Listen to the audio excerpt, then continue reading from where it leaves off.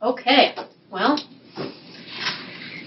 Michelle, I shall turn it over to you to kick us off. I will call this meeting of the Strategic Planning Committee to order at 5:03. All right, yep.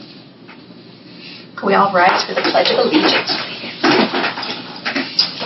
I pledge allegiance to the flag of the United States of America and to the republic for which it stands, one nation, under God, indivisible, with liberty and justice for all. Roll call. All right, Michelle. Here. Nancy. Here. Carrie. Here. All right, and joined by myself, Brittany, and Samantha Quayle had a reference. Thanks for joining us, Sam. Okay. Statement of public notice This when you're meeting- done writing. This meeting was noticed in accordance with the open meeting law. Public comment? None that I see. So our first order of action is to approve the minutes from our July meeting. Can I get a motion to approve? I so move. I second. Excellent. Any questions or comments or inconsistencies? I didn't see any. All right, all in favor of approving the minutes from July? Aye. All against? Any abstaining? All right, passed. Motion passed. Did I do that right? You did. Okay, good. Yep, we're doing great. I don't know, I always remember all the words. I have nothing to report for the chairperson's report. There's no unfinished business because we are an awesome committee and we get everything done when we need to. So now it's just new business, discussing the 2023 strategic planning data overview. First, yeah. All right. So on packet page 5 starts the EPIC PowerPoint, and I will also be presenting it up here in case you prefer a larger screen. So I'm just going to go through this in deference to time. There are some slides I'm going to go over quite heavily, and there are some slides that are going to say, this is what I took from it. But if you're like, I want to talk more about that number, we certainly can, but I do want to keep us, moving along. So first, what I wanted to do, this is the second time we have run the strategic planning process since I've been here. We did it once in 2019, which then yielded the 2020 to 2023 plan, which we are just ending. And then we have run the process again in 2023 with some differences, which you'll see below. And so I just wanted to take a minute to sort of process how, the changes that we did between the 2 years, and I'm sort of keeping that in the back of my mind as, when we do this again. So you'll see that last time in 2019, it took us about 1 year of planning and data collection. This year it took a bit longer, and that's just because I got smarter, and I realized that I needed to start the framework of it, like how we're going to do the data collection before January actually started, to actually get that full year of data collection. So just added a little bit more time. Last time there were 2 staff members involved in data collection. This time I had 3 staff members involved in it, which was necessary. Sorry, is that including you or? Yeah, including me. Okay. Yep. It was myself, Sam, and then Michelle. And by 3, I really mean who were deliberately involved with focus groups and the visual boards and whatnot. Of course, all the staff at some point were handing out quarter sheets, pestering people to take the survey, things like that. But in terms of really deliberately speaking with groups of people, it was that. You can see we exceeded our goal. My goal this year was to get 500 surveys, which would have exceeded our previous 2019 survey responses, which were 438, and so we got to 556. That was great. Not to sound dramatic, but it came at a cost. I mean, we were really, in my opinion, aggressive about talking to people about it. Not that they were running from us at the end, but I mean, we certainly came across people who said, oh, nope, I've been spoken to about this topic. So you're always balancing the opportunity to that you want to present to them versus being annoying. And then we had a 22-point strategy of where we, delivered this survey in various areas. So we did get more. It certainly took more time, though, to do that. So you can see that we worked smarter, not harder, when it came to focus groups. We had less focus groups, but we had more attendees, which is efficient, right? Like that's the goal. So that worked out well, and as always, those were always interesting to hear what people had to say. Our visual boards, we increased a little bit and received quite a few more responses.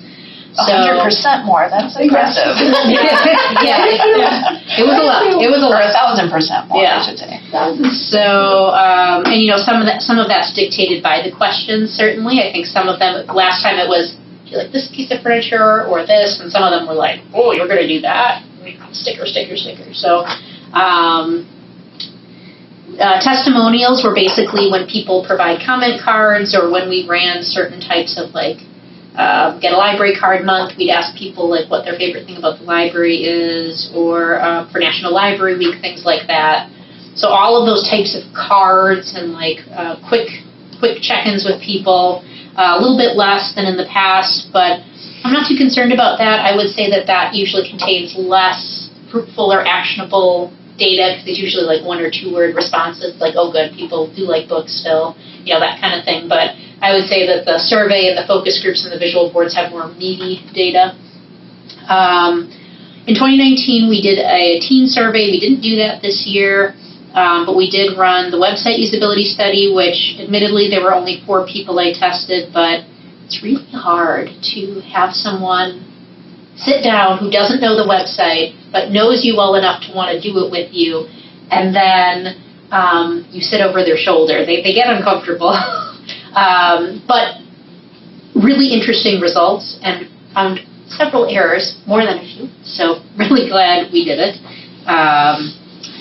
And then we did 2 event drop-in surveys, which was a modified version of our full survey with the 3 most prioritized questions.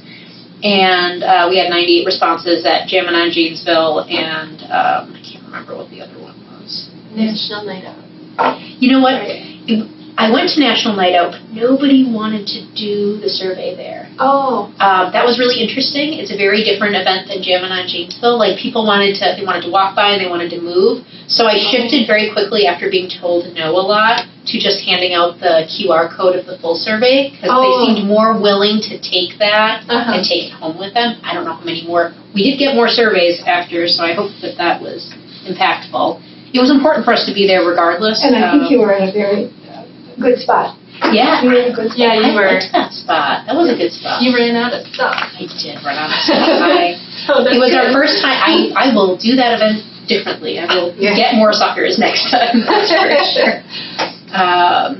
So ultimately what you can see is that we did spend more time in some areas. We were more strategic in certain areas. We did a few new things and had a lot more contact points as a result.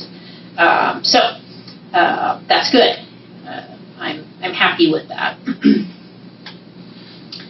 Okay, so what I did was I broke down our key data collection points. So first we're going to talk about the community survey. We offered it online and in print. Like I said, we had about 24-point marketing strategy and had about 556 responses. There were some responses we threw out because it was very clear they were messing with us, for lack of a better term. I would not call them actual answers, so I just removed them from the data pool. Honestly, I think what happened, we put them on the computers, so when someone opened up a browser window, it was the first thing they saw, which was very helpful. But some people who weren't as comfortable with internet, I think thought that they had to do the survey to get through to the internet, and so I think they just pushed their way through. So it wasn't a lot. It wasn't a lot of surveys. But. Okay, so I did not put into this presentation every single question that we asked, because that would have made this even longer, and I could feel it getting longer as I was building this presentation. but I just tried to pull out the things that I thought would be interesting. So you can see we had a nice variety of ages in our response, which is good since we're serving everyone. I think it's worth calling out that the smallest response, it continues to be the group that we've been trying to pull into for programming. Like if you remember for our previous strategic planning years, we were trying to target these groups because they tend to be less likely to come in the library. So that continues to be, so I'm not surprised that we have that lower number, which is why you'll see us continuing to want to focus on these age groups in the coming strategic plan. I actually thought this was a really good number for our teenagers.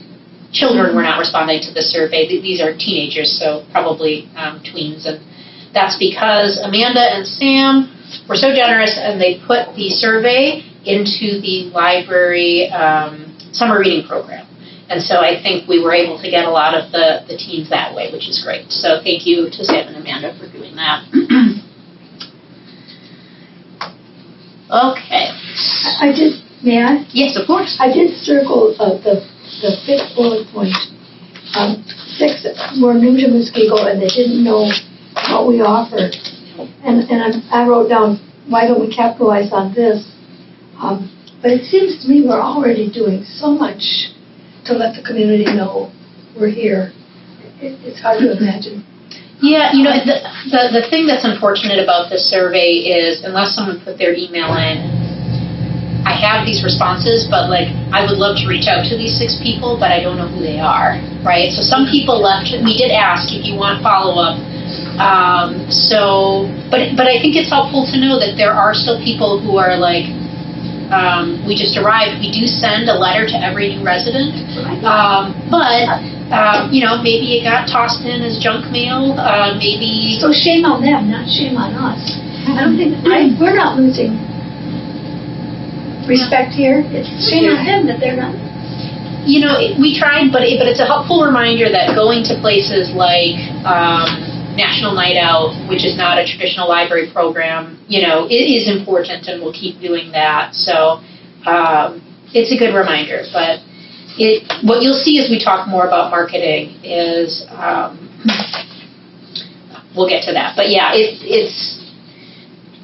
there are still people out there we haven't reached, and how we do that is going to be, I think, a continued question. Let's see here. What I did like about this, and while it's not a huge amount, is you did see that we did tag some non-users or very infrequent users, which is helpful because we did want to know from that group, what do you need, what do you want from a library, what's keeping you from it, that type of thing. Do you know where you found those people? I don't. Okay. I don't. That would actually be a great question for the survey, which is what brought you to the survey? Was it a QR code? Was it handed to you at National Night Out? That would really, for next time, great that we did that 24-point marketing strategy, but maybe 20% of it was a waste of time. And in my case, they didn't have a choice, right? When you came to St. Leonard. That's true. Thank you so much for holding them hostage. Maybe those were some of those people. That could be. You lured them in with your void and got them. But I did get 3 different comments of people who, I live in New Berlin. Why did you ever come? Well, you can come to our library. Yeah, I said that. Everyone can. You can come to. Okay. Their library card works here. Yeah. Okay, so one of the things that we were curious about, of course, electronic library services versus in person. One of the questions that I get is still people still use libraries? You're still spending money on print books? Those types of questions.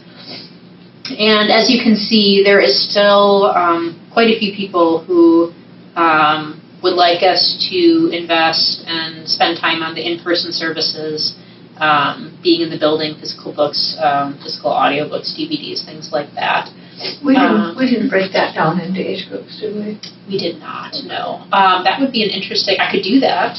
I could certainly. I think that would tell us more. Because, as you saw, the largest population,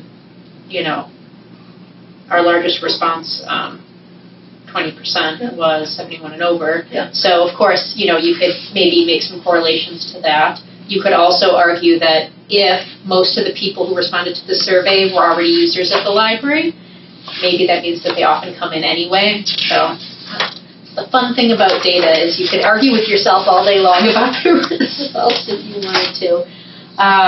But yeah, what I can do is make a note to run that specific report. So let me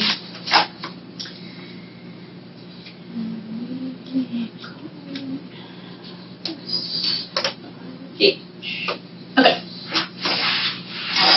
Now, of course. I'm sorry. Yeah, no, Can go you ahead. just clarify, it says 19 skipped question. Mhm. 19 people or 19 questions were skipped? 19 people skipped that question. Skipped that question. It's really interesting. Some people just skipped certain questions, and some questions were skipped more than others. So I can't explain why 19 people skipped this one question. Maybe they didn't understand it. Maybe for whatever reason, they didn't answer it. Okay. But, even though the 16%, really the question was, do you use more of your library usage time? So we were asking really for what wins out in a percentage battle. As you know from looking at our monthly statistics, the electronic usage of ebooks and e-audiobooks is only going up. Mm-hmm. So it's not saying that they're not using it and that it's not going up. All this is saying is a larger percentage of my time is spent in the physical right now. So, okay, so why have you visited the library in the last 6 months? This question, of course, is not something where I would say, oh, well, nobody's doing job searches, so we should just never have anything about jobs. Because as a public library, we need to be serving a variety of needs. However, again, if I ever get that question, do people even read anymore?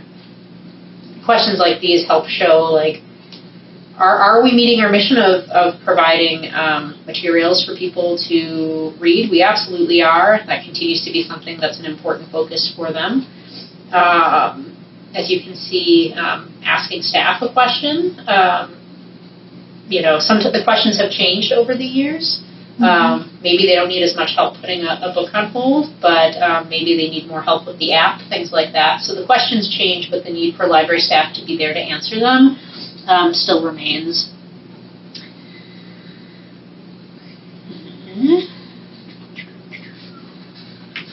I held this up. This is the same question, but now it's comparing some of the questions I asked, or many of them were actually the same questions we asked in 2019 because I wanted to see if there was growth or regression on these questions. So what you will see is that there was some growth, mostly steady, a slight dip in the checking out of materials. Boost. But we know that's just the survey, because our actual numbers, our stats every month are higher. Yeah, correct. Okay. Now, we're not quite back at 2019 levels yet for checkouts, physical checkouts. That's COVID. At least. That's because of COVID, right? Yeah, but every minute since 2020, our numbers have been getting higher and higher, and I have not seen a plateau yet on that or a slowing down. So I think we'll get back there again. I forgot that it's year to year since 2021 or whenever you started doing the stats again. Okay, gotcha. But you can see that the asking staff questions have increased, and I do think a lot of that has to do with, we've developed a lot of technology resources over the past few years with our app, with Hoopla, with Libby, and with that comes a lot of questions. Would you say, Sam, that if we're going to get a question, that tends to be often related to those? So, I do think, though, that who we have as staff is part of that equation. It helps. Because they're so willing. Mm-hmm. Anybody. 3 times last week, because somebody came out to help me with something. Yeah. Seriously, the staff is so willing to help too. And what I'm proud and happy to see is that that comes up in the survey too. Is that people like the staff, they like the helpfulness, And, I think we've seen that, people have come to us and they said, if I didn't get this question answered here, I don't know where I would go. Like, there's really not another system that will spend the time to work with you on some of these things and not request money for it, right? Like, it's built in as a public service. So it was nice because I think we feel busy at the desk, right? It's I don't bring out any project that I think I will get done when I go out to the desk, and that's a good thing because it means that people are coming to us. You can see that the Wi-Fi usage increased from 2019 to 2023. Lots of people are working from home, but they don't want to be at home, so then they come here. Or they're doing remote classes, they're doing online exams, they're proctoring exams, things like that. So I'm not surprised to see the library Wi-Fi usage increase from 2019 to 2023.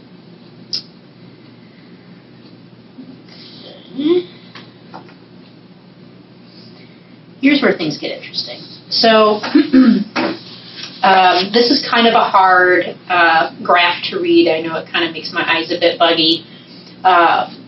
2019 was the gray bar, and then the white box is the percentage attached to it. And then the bluish-green bar is 2023, same question. And then the sort of greenish box is the percentage correlated to that.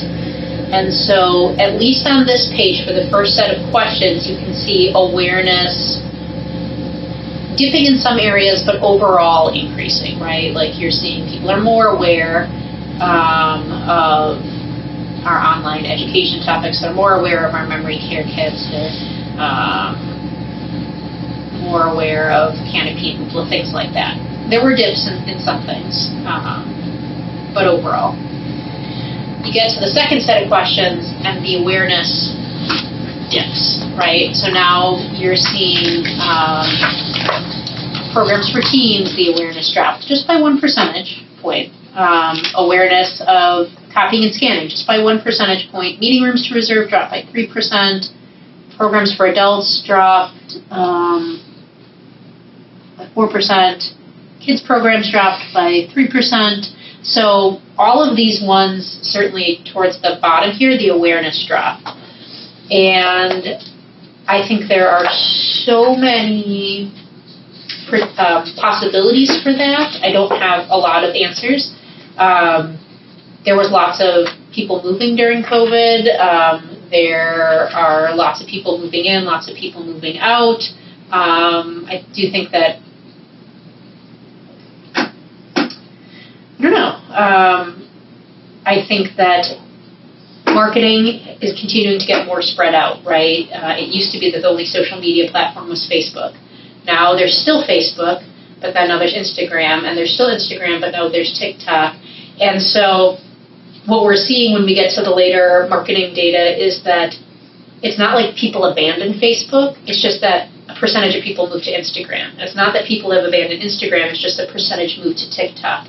And so it would be nice if people abandoned Facebook, because then we could just check that off, sunset it, and focus on the marketing platform that people are using. Instead, people just keep spreading themselves out further into the sea. We saw this happen when it used to just be the newspaper, but then it was the newspaper and the website. Now it's the newspaper, the website, and social media, but then social media became more than just Facebook. And so what that does is you can't abandon any one of those, and yet you're continuing to spread yourself thinner as you're trying to attend to each of those marketing platforms. That's if you take the approach, I want to go to people and where they're at in their marketing universe. You could also just decide, we're going to do these 3 things, do it really well, and if people want our information, we have to just get across to them, this is where you go. So, again, I don't want to blame everything on COVID, but it is interesting to see that some of this awareness dipped, and in some areas that tend to be pretty, like, libraries have always had programs for children and adults. So, it didn't drop so low where I was panicking about any particular thing, but I do think it's important to note that this has happened, and I have an idea, which I will talk about later. I was going to say one thing that happened is a lot of preschoolers were here pre-COVID. Sure. And then now they're in school, now they're busy with other things, and they don't come to the preschool classes because that's not their thing. Yeah. You know? And those parents also aren't doing library necessarily as much because of that. Now we have new parents bringing their little ones, and they just haven't heard everything yet. That's a good point. Yeah, it's it's like a new class of people, and especially if during COVID they weren't exploring right away, we may be getting to them a bit later. So it's a good point.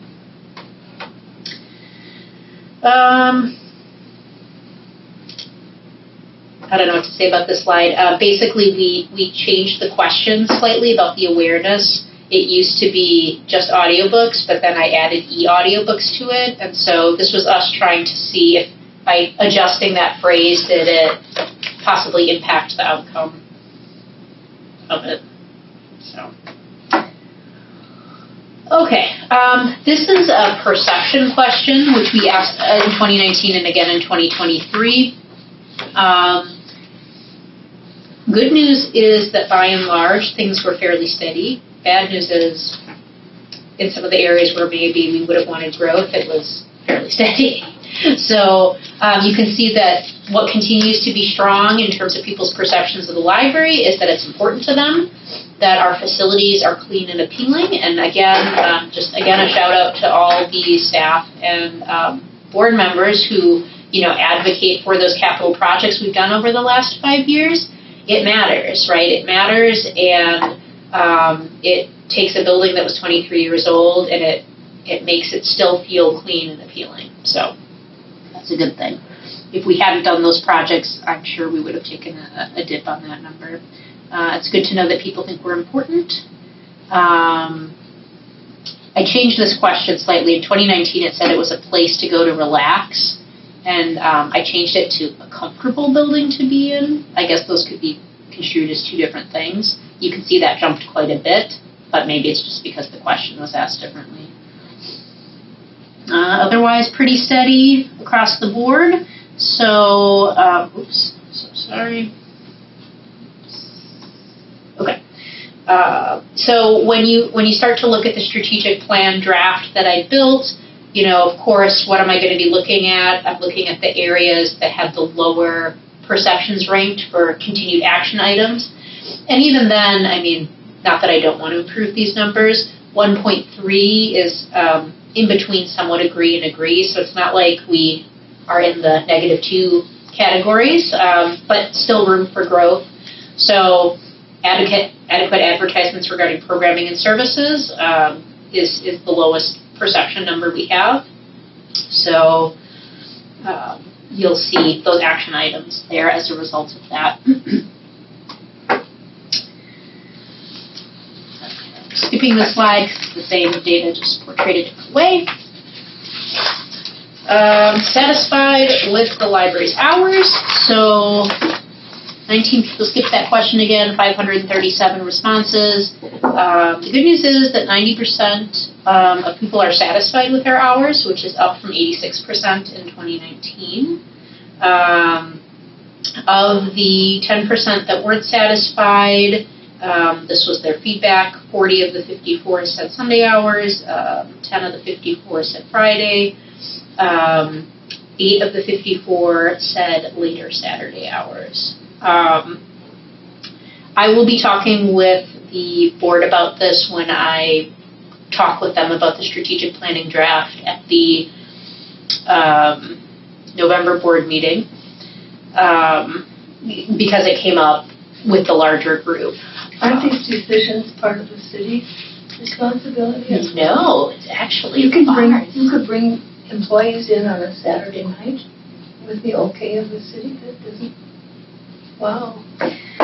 So, what we have to be able to do is be able to pay for anything that we do. My personal feelings, I'm sorry, that's wrong. My professional feelings, it's not personal, it's professional, is I really don't consider this to be a number that is statistically relevant or attached to dissatisfaction. 90% of the people are happy. I have done some evaluations, and I will share that with the full board. The cost of adding, let's just say Sunday hours, because that was the most out of the most agreed upon response of the 10%. You're looking at a variety of complexities. You're looking at paying time and a half to staff for working on a Sunday. You're thinking about having to adjust their time during the week so that they can work on that Sunday. And we are, right now, if someone goes on vacation, we're fine, especially at circulation. If someone goes on vacation and someone else is sick, we're in trouble. So to have to think about being sort of that close to staffing and then removing someone for Sunday every week is, it would be difficult. It would be very difficult. There are other costs, the cleaning of the building, HVAC. I really don't know how much extra it would cost. The parking lot, if it's DPW, plowing the park on a Sunday. Yep. So there's lots of that. I worked with Sam and Jane, and we ran a bunch of different mock schedules to try to be smarter than the system. And every schedule we did just wreaked havoc on our ability to cover the desk, to be present for meetings, to work on the projects. It would be tough. If we were to add additional staff members for just Sunday hours, they would never be here then, except on Sunday. So how would we ever train them? How would they ever be connected? If we were to try to add extra staff hours in the budget, it weirdly didn't do what I thought it would do. I thought it would fix my problem, but all it did, because we don't want to be monsters, which means that we don't want staff working more than 40 hours in a week, right? And so in order to do that, we still have to adjust their schedule, which then creates havoc. And for the part-time staff, if we gave them extra hours, it still didn't do what we thought it would do, because we don't want them to work 6 days in a row, right? I just still think that it would already be a morale, damaging to morale to have people working 2 weekend days. But setting aside feelings for a second, even if we did that, I don't want people working 6 days in a row. So I still have to make an adjustment in the middle of the week. So even if I had extra hours, I would have hours where I didn't need it and not hours where I would need it to cover the week. And there was no way to do that with with the full-time staff. Rather, Correct. They had to work a 6-day week. There was no other way, because the only other workaround is working like a 12-hour day to get a day off. Right. So it didn't really do, what we thought it was gonna. No. And you would probably want at least 3 people. At least 3. Usually what we try to do is, what we do for Saturdays, is 2 reference and 2 circulation, because if one person's going on break, we need another person there. If one person gets sick, at least we have someone there who knows what they're doing. Right. 3 would be an absolute minimum. I wouldn't want less than that. So again, I'll have a more formal report to share with you, but it would be, in my opinion, a lot of strain on staff and on the services, given that we would have to try to cover during the week to make up for that, for 10% dissatisfaction, of which 40 people specifically want Sunday. Right. So I think it's my age, but I'm totally against it.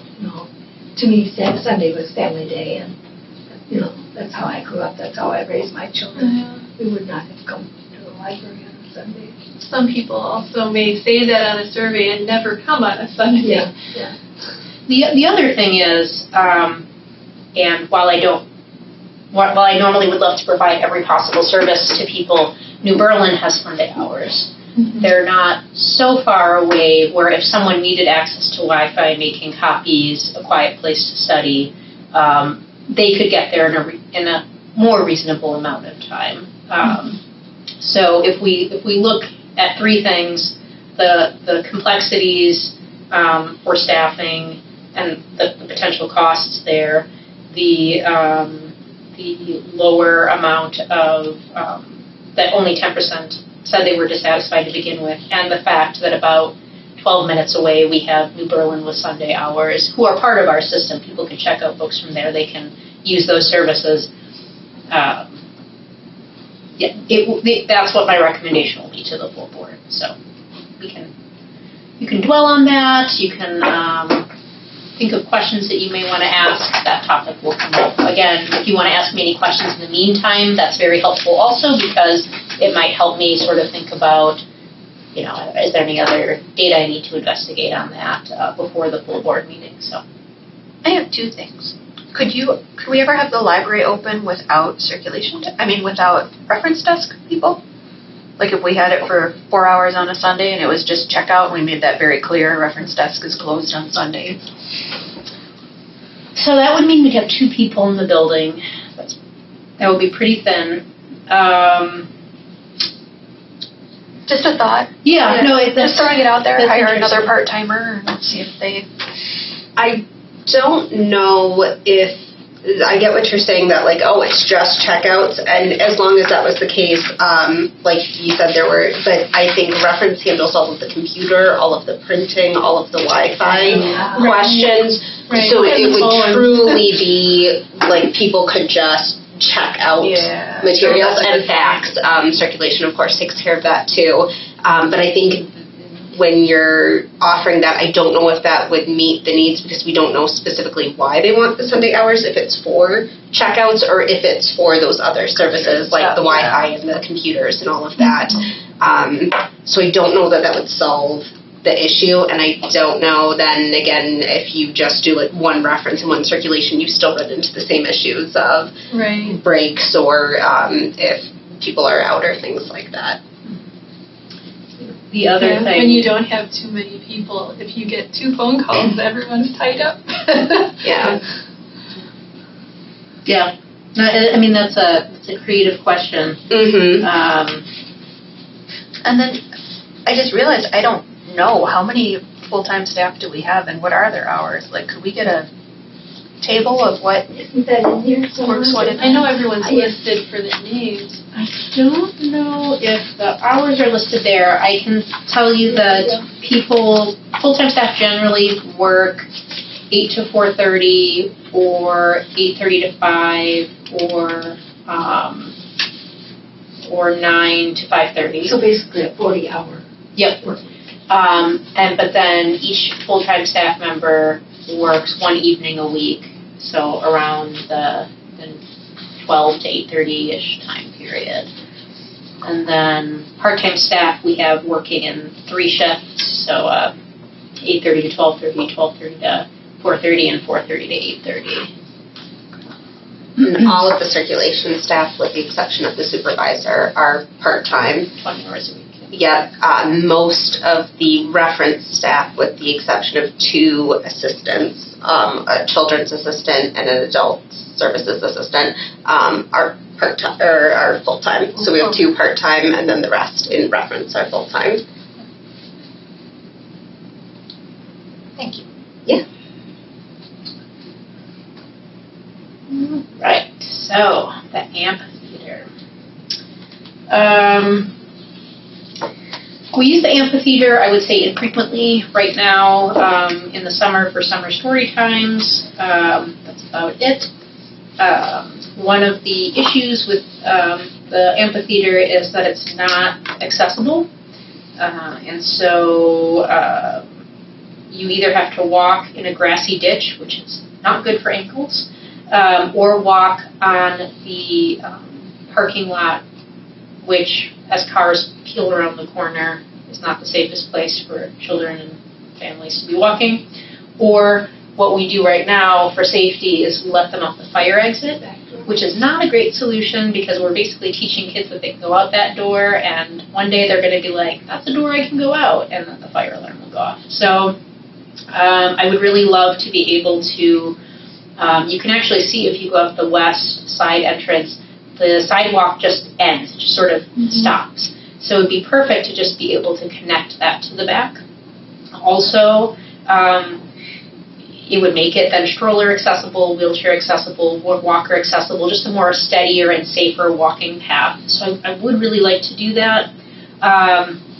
There have been other feedback given to me about that space. It's very sunny back there, but I don't know if it's in our best interest to continue to evolve that space until we expand its use. And I think that doing that could only happen if we first make it easier to use. Otherwise, people, it's just not as easy to use.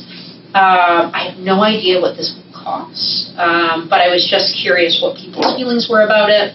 Do you have any idea the length of that walk? I don't. I'm just wondering if that could be an Eagle Scout project with You know, stones. I would love it to be an Eagle Scout project. I would want it to be cement or at least asphalt for strollers, walkers, and wheelchairs.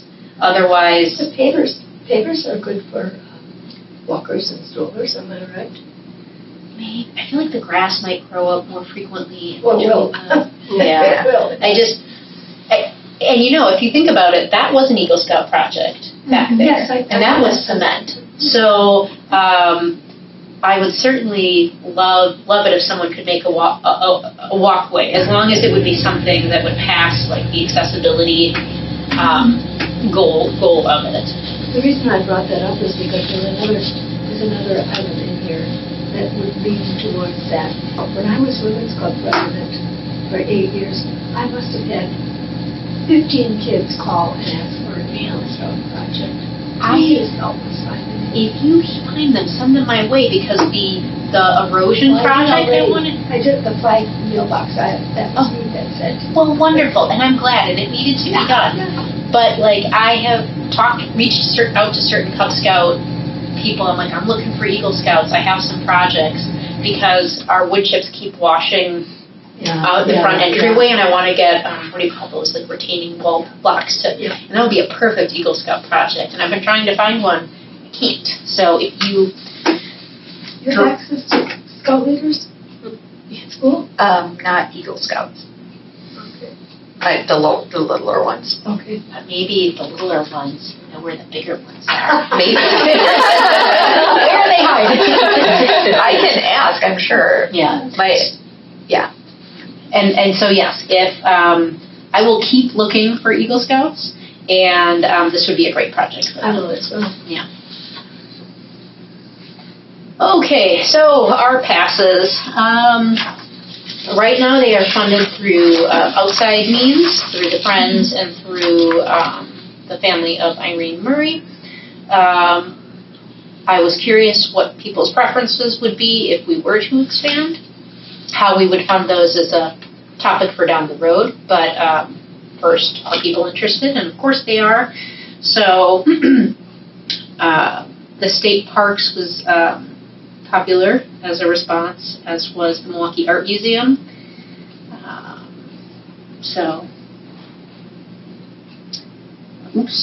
Sorry. Anyway, I have it in the strategic plan to investigate, could we get more corporate sponsors for these? Would the Friends want to sponsor another one? Sometimes we get family donations. So I think there are things to explore, but first I wanted to know what people would want. So. Do you have a price tag on those? I do.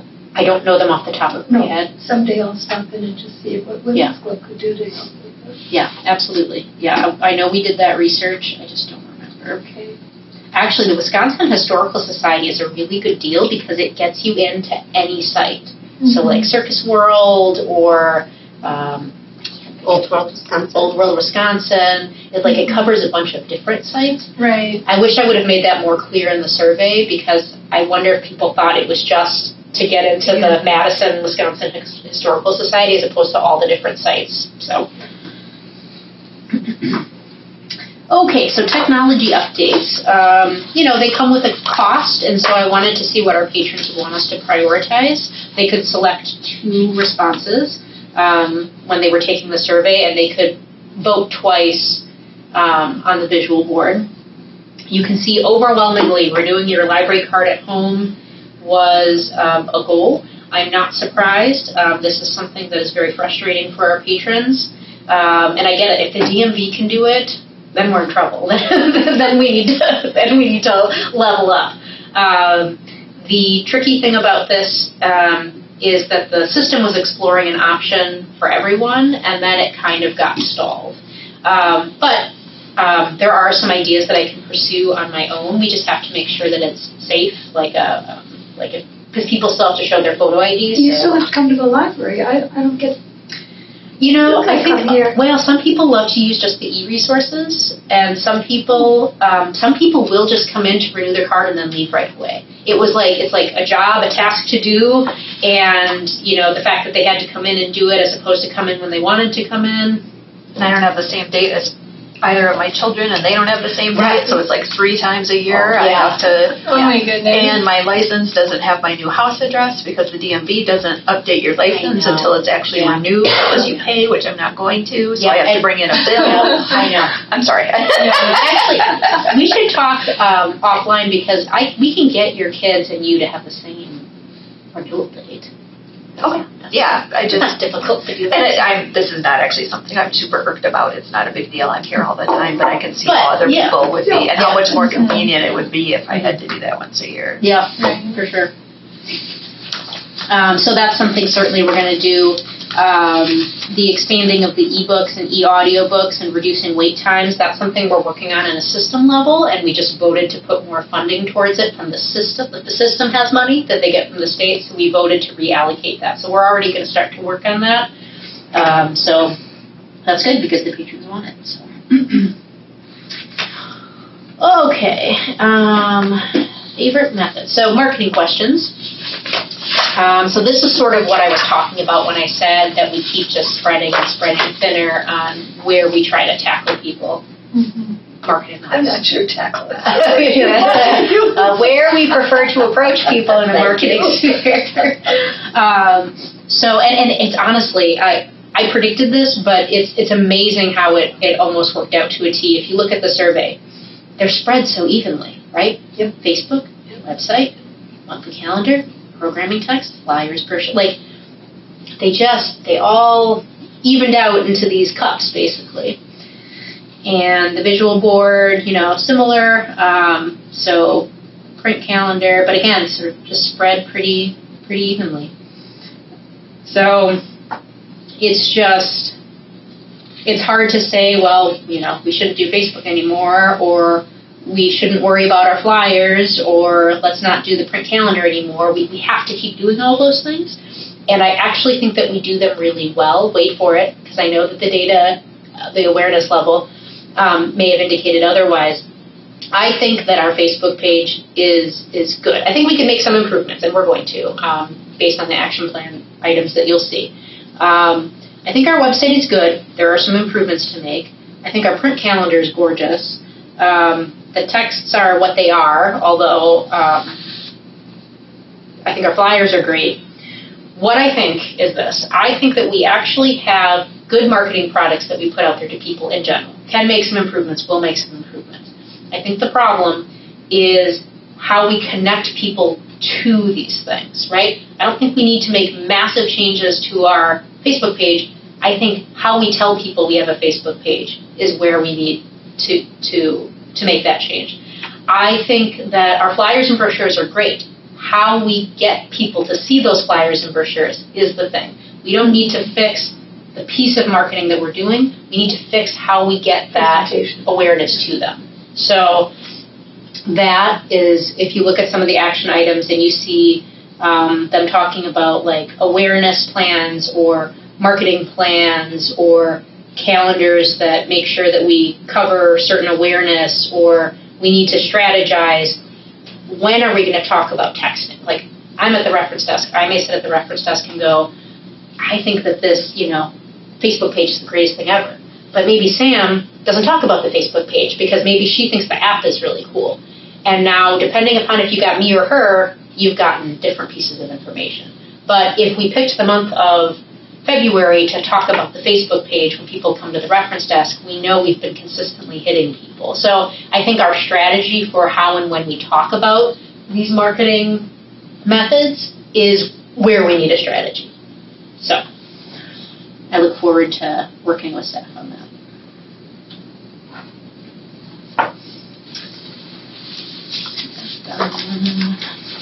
Okay, visual boards. This was a question, have you started checking out less physical items in favor of these services? Some of these are services we have, right? Libby, Hoopla, Canopy, those are all things that we offer. But then there's also other online services that we don't offer that people may have deferred to in favor of checking out physical items. And, those were the results. So I do think that the advent of these and people going to more of these services has probably impacted some of our checkouts, especially like in the maybe DVD category. So, but they're getting more expensive and they're getting harder to share, so they'll come back to us. We just have to wait it out.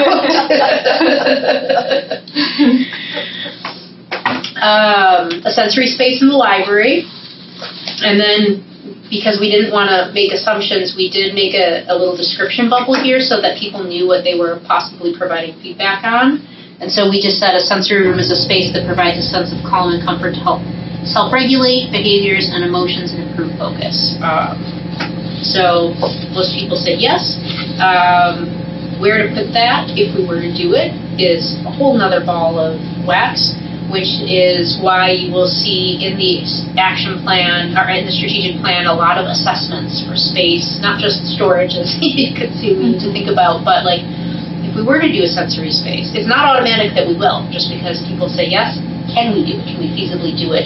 If we put it in this space, would it then rob the usefulness of what the space is currently doing? Like, we have to weigh all that. And so doing a space assessment based on some of these new inquiries and ideas that people have, or what we're seeing in public spaces, that's why those space assessments are happening. So first, now we know there's an interest, now we have to do a really formal assessment, and then really decide, is it something we want to do? When I saw that, I thought, well, it probably depends on what they're doing when they need a sensory space. If they're in the children's program and they need it, then it should be close to there. Like, if they have to walk all through the library to get to the place, that doesn't really help. And at first I was thinking in the children's area, and then I thought, that's not correct. Right, it could be not during the large performance in the summer reading program. Or it could be an adult who needs to, a sensory space. It's not just, children who may find that a sensory space helpful for refocusing. Right. So, it's interesting. Plus, the children's area is full. We would have to. Well, does it need to be a room, or can it be like a corner of, like in the magazine area? If nobody's over there and they can just be by themselves, that might be enough. Or, we had a presenter come in and talk about like autism awareness and neurodivergence, and one of the things that they talked about was having a sensory just bin. So like maybe if space is limited or we can't find a space, just having something that you can hand out to people to help when they're stimming. Stimming, was that the? Yeah, stimming. So that's certainly, we're actually doing that right now. We're purchasing the bin and some of those items so we can at least, get that. And then, maybe. Placing it where? That's a great question. Haven't thought about that. Haven't thought about like where we, because people may not know or want to walk up and say, hey, I need this. So we have to figure that out. And yet if we just leave it out, I don't know, it might get spread all over the place. Have to think about that. Might actually talk to the presenter about what her recommendations would be. So, okay. And then at the end of the survey, there was write-in comments, which are always exciting because then it gives people a chance to provide more information to us. So I sort of grouped it. We have 3 strategic areas: facilities, service, and then communication and outreach. So we grouped the comments by those strategic initiatives. So they're happy about our library generally. This is, by the way, paraphrasing and some summaries. Otherwise, again, it would be much longer. So it says we're welcoming, comfortable space. They're happy we're here. They'd like our restrooms to be updated. We'll get there someday. Don't we all? Yeah. Like one closer to the kids area, I know. That parking lot, I said, no, I'm on a different page. Oh, which? Here. Oh, yeah, there, yeah. This is the parking place and when we pulled in tonight. That narrow entrance into the library parking lot. We will get there. Bugs the hell out of me, I'm sorry, but. Yes, I dislike it too. We are going to fix that. I already had the parking lot guy come out. He told me we could do it, and we wouldn't even have to cut down the tree, which is very exciting. So when we get the money for, and I already got approval from the county to widen it because it's a county road. Yep. So it will be widened. The thing that he said would be difficult to do without a lot more money, and I don't know if the city would necessarily be able to provide this. Also, your car kind of bounces a little bit. Yeah. There's like a bit of an incline. And he said to do that would tear up the sidewalk and the trail, and so thered be more money to have to sort of even that out. I'm going to ask how much it'll cost just in case, or tell everyone who approves the budget to drive over the parking lot and see what they think. But, yeah, so we'll definitely get there with that. It's a good time to tackle that. Drive-through book drop came up again. You know, we investigated that in the last strategic plan. I did go out and walk the parking lot again. It would be a very costly addition. And I would prefer not to. I can see cars bumping into one another, can you? Yeah. I can just picture somebody stopping there and somebody else plowing into them from behind. Yeah. Unless you have like Waukesha or Pewaukee where there's a whole separate lane that you can devote to it, where they're outside of the normal traffic patterns, it becomes challenging. Study rooms and study space, we need more of them. The good news is, right, we've already tried to find a way to address that, and I'm working on it. I have a report in November. It's been quite the project, but I have some options for the board to consider when we get to that point. But we will work on that.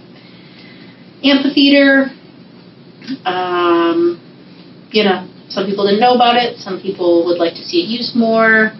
If it's not going to be used more, they don't see value in connecting it. But it could be a chicken and egg thing, that if we don't connect it, people won't be able to use it more. It's so weather dependent as well. Yeah. Yeah.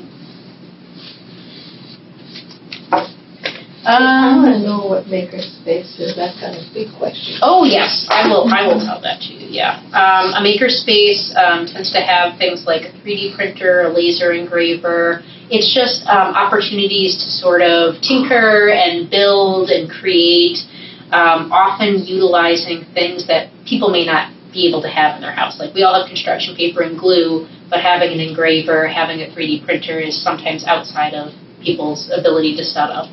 Okay, thank you. Makerspaces are cool. Muskego has a really great one. If you ever want to stop by there and see what like a full-blown makerspace is, the Betty Burns Children's Museum has sort of a maker area that's more low-tech. You really have to invest in it. You need space. You need to invest in the tools. You need to train staff on it. You need to decide if you're going to let patrons do it themselves, in which case you have to train them on how to use the 3D printer, which, by the way, gets very hot, and the laser engraver, which can engrave things. So it's not a simple solution, but I can see why people would like it. It's cool. Noise was something that came up. Noise travels through our building. We're a big box. We have tall ceilings. We're open concept. So one of the things that you are going to see in the strategic plan is action items to do a sound assessment. There is some soundproofing things that we can do. I've been talking to some contractors about that. There's, you know, those noise domes and white noise machines and all kinds of things. I also do think that the study rooms will help with that, because we always have this conflict of people who want to study silently, people who need to work in groups, people who need to be on a Zoom call, and they all want to use the same open concept space. But more study rooms would help people be able to do what they want to do. So, you're making me think about, I was just in a restaurant in the last few days where the owner nailed pillows up. I don't know that that's going to do anything, but like in all those squares, he'd have maybe 2 pillows there and 2 pillows there. And Were they at least pretty to look at? No! And that feels a little gross. Let's see Must here. have been noisy. El Chipo. El Chipo. Signage in the parking lot, those are things we're going to be thinking about and are going to be in the next strategic plan. What's wrong with the wonderful sign we have now? It's more just, so I don't think people were concerned about the sign that we have out there. I know once you mentioned having an open sign would be nice so that people could sort of see if the building's open without getting out of the car and yanking on the doors. If you walk into our building, and you're standing at the circulation desk, you can't see the hold shelf because the pillar, which is load bearing, I checked. I hate that pillar, wish I could remove it. We have the kids in the teen area labeled, but we don't have the adult section labeled. So we've been doing a signage study throughout the year, and actually there are some signs that we're going to be purchasing with some grant money that Sam got. But I do think signage for programming. We've had some feedback from patrons who are like, we have these community, like we have a board game club that meets, we have a card group that meets, they want more people, but nobody knows what's happening, right? And so they want... Facebook doesn't take care of that. Well, it's not a library program, and we've had to be very careful about, we market our stuff, but marketing other people's events is kind of a little tricky. Yeah. But I love the idea of having like one of those chalkboard menu signs that could show like these are the groups that want people to come and they're meeting here today. So things like that. I think there's ways It's also to... in the calendar. Some of them. Library programs, yes, but not people's personal Okay. Groups that are meeting. Yep, you're right. Yeah.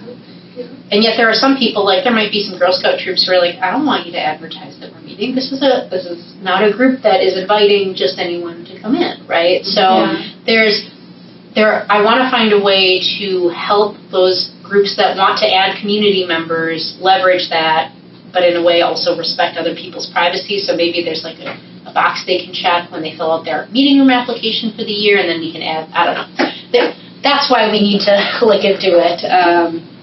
More. Yeah. So, okay.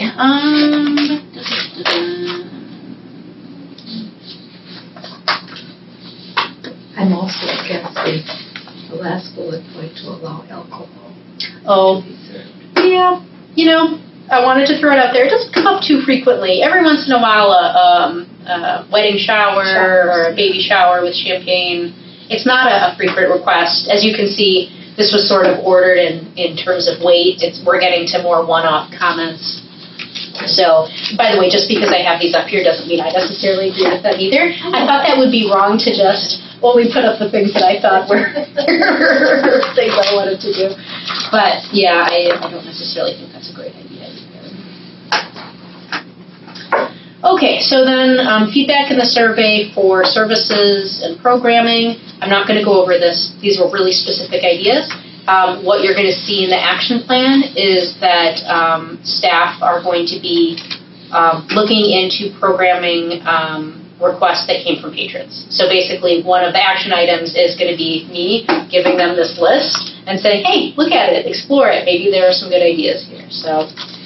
One of the things that I question that I did read somewhere is things, renting things. Like we talked a couple of years ago about Muskego has canoes.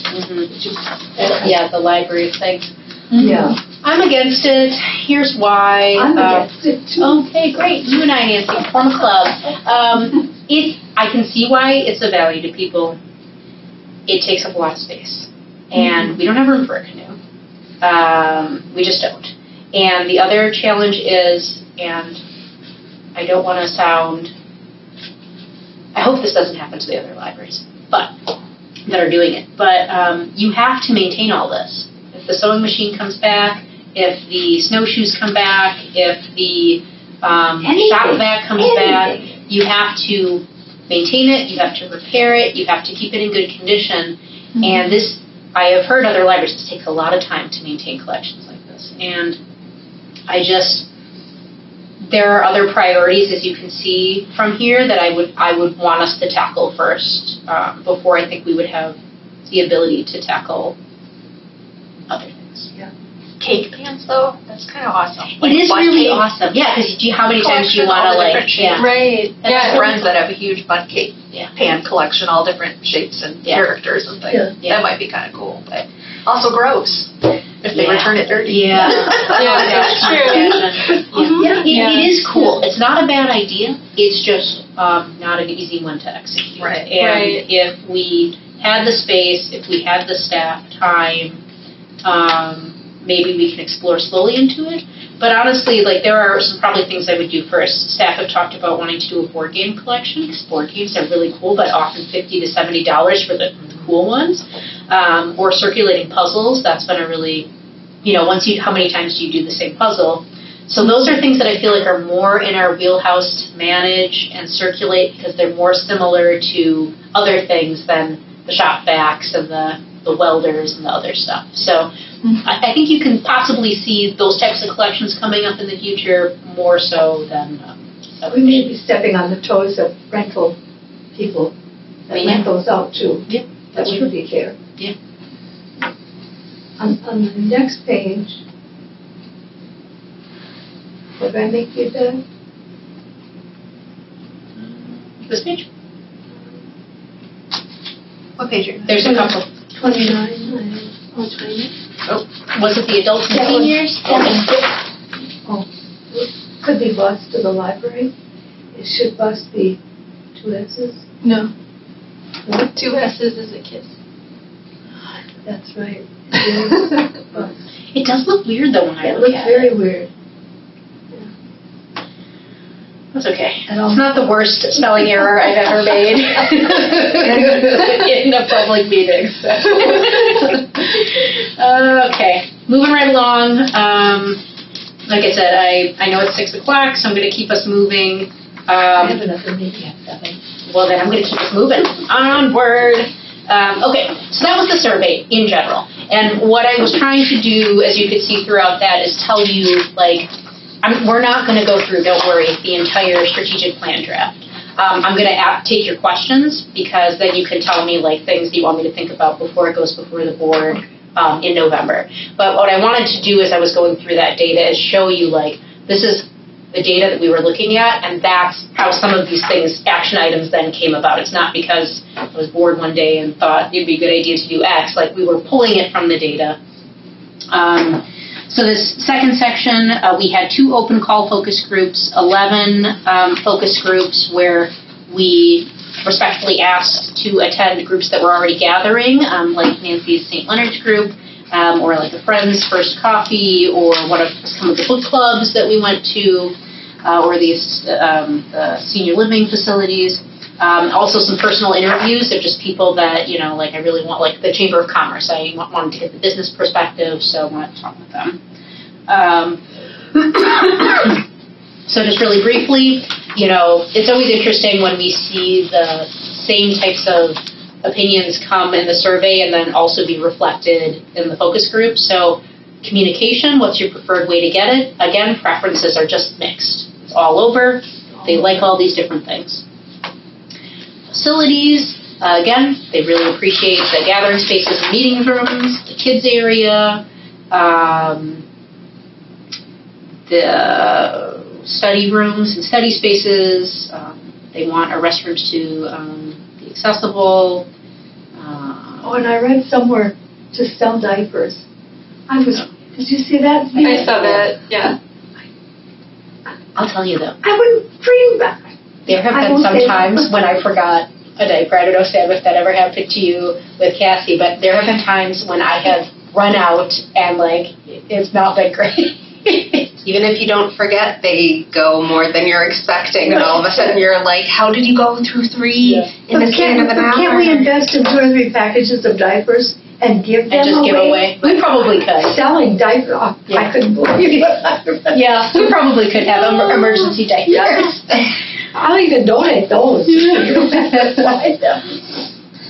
Services. Services that are beneficial. Again, we ask these questions in focus groups because, in strategic planning, we're talking about what can we do, what can we add.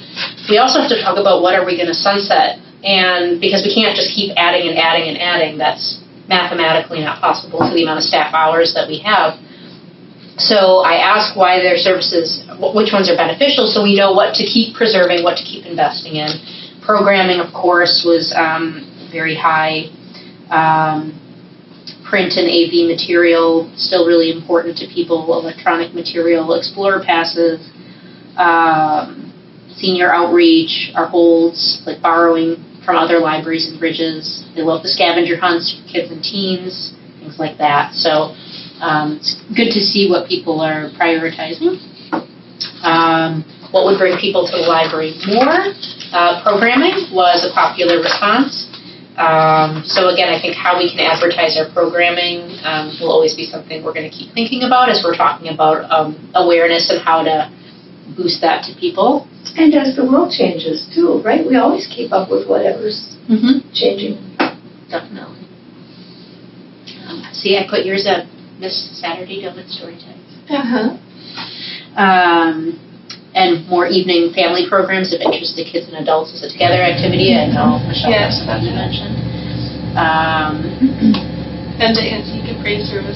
Yes, and Barb got me the name, but then you said Mark Moran came back. He's out of retirement. Yes, and we have an event scheduled with him in March. So he said in his own words, the retirement didn't stick. So he is coming back. But now we have another option for it. To be very clear, I love libraries, but when I retire, it's going to stick. George Fulton is retiring too. Oh, is he? So he's working. I ran into him just the other day. Well, he deserves all the time in the world to do what he wants to do, for sure. So I was going to say, you already know when he's coming, but it's not on, like if you look at the calendar online, you don't put things in advance like that. Not this far in advance. We usually do it, especially for something like that, it's going to have registration. So we'll decide when the registration is going to open, and then we would start advertising in advance of when the registration opens. Right. But for something, it's the end of March. It's a little bit far in advance. Right. There are certain programs that we do know about that. That's kind of like a side topic thing, but the same way that Brittany goes to the city task for the budget for like the next year, we sponsor most of our programs through Friends, and so every department makes a Friends request, and we do that in December. So for some big ticket items, especially like the antiques appraisal and things like that, the different departments will sit down and kind of already be putting together like, what does Emma think she's going to need for summer reading? What do we think? And if we are going to plan on scheduling them, sometimes we'll even reach out to the presenters, usually around October, November, December, and start scheduling the ones that we know book up quickly or are really expensive. And then that way we have numbers we can bring to the Friends to be like, this is why we're requesting what we're requesting. These are the things that we have lined up. So we definitely don't have everything lined up, but something like that, or the shredding event that was like very popular, but it's an expensive big ticket one. I think we booked that like the week after the last one ended for the next year, but it would be too soon to put that out on the website because you don't want people signing up 6 months in advance when they don't know their schedule. But it will be out there once we make it public knowledge. All right, so what prevents people from using the library? The two in bold were the most frequent pieces of feedback that we received from focus groups. So marketing, again, being unaware of the services, not sure how to use the resources. So again, something that we have in the action plan to tackle and work on. And then something that we really can't do anything about, busy schedule or lack of time. And I understand that too. I come to libraries much more frequently because I work in one. If I didn't, I probably wouldn't be coming quite as frequently. So, what's AWE again? That is the children's computer in the back that has all the children's learning activities on it. It is ancient. Yes. I'm looking into it. You're like, I know. Yes. We are looking into getting a new one. I'm getting the pricing right now. I'm talking with the children's librarian. The real question will be, can we spend it out of this year's budget as an end of the year wish list item, or do we have to do it next year? So I'm on it. Yeah, that thing has put in its time. Okay, what are your frustrations with using the library? The parking lot came up, of course, makes sense. Wait times on e-resources, again, we saw that in the survey. That's a technology priority people want. We're going to start addressing that with the new system aids that we are getting. Our self-check is ancient. We're getting 2 new ones. Not that the person probably wasn't even thinking about our idea, because of course it's not something we're advertising right now, but luckily that will be addressed. Bottle filler water station. Actually, we have it right now. It's just not installed yet. We just picked it up. So I'm excited about that. Where will you put it? We have to put, so it's an attachment to a water fountain or bubbler, and we can't put it out in the hallway because those water fountains are so old. So we have to do it at the water fountains that are in the interior of the library, unfortunately. It would cost a lot more money if I replaced those water fountains in the hallway and then put the bottle filler. So we'll have to put a sign next to the ones in the hallway saying that there's a bottle filler inside. Who uses that facility? Who would ask for a bottle filler? People bring their like Nalgene bottles or their Study rooms. Yeah, people always who are bring here, a water bottle in yeah. study rooms. Right. I would think Or that long maybe study people sessions. who are sitting at a computer might have one too. In summer, we always carry water. I can see the need. I can see the need for it. Really? Who is it? Let's see, your restrooms need to be updated. You know, people are frustrated about the library card renewal every 18 months. We can't do anything about that. But we could try to figure out how to get it online. Let's see here. So, anyway, things like that. Website should be accurate and easy to navigate. Well, the good news is we have some recommendations based on the website usability, based on the observations, and we're getting a new website. Really? I mean, the whole city is.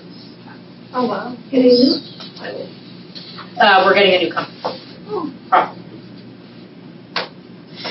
Okay, my brain is changing the next 5 years. Before you go on, Sure. I also read something about jamming somewhere in here, and you know it's ended, I right? do. Okay. Yeah.